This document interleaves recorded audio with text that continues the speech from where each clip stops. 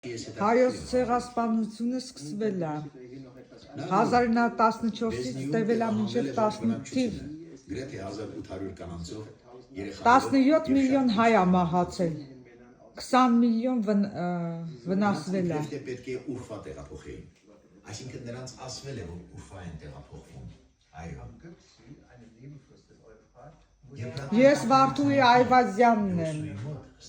ծնված եղել։ Ես 3 թուրք երեխա եմ իմ հետ տարածքն անցկացրել ու եկել եմ Լենինական։ 60 եւ ավելի դիակներ Եփրատի ջրերի հոսանքին մատնված։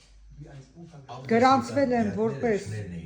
Պայծառ Ղուկասյան, Պարուր Ղուկասյանի հետ ու ինչքան որ կա հետս պահել եմ, մենակ ունեցել եմ երեխա Մարտունի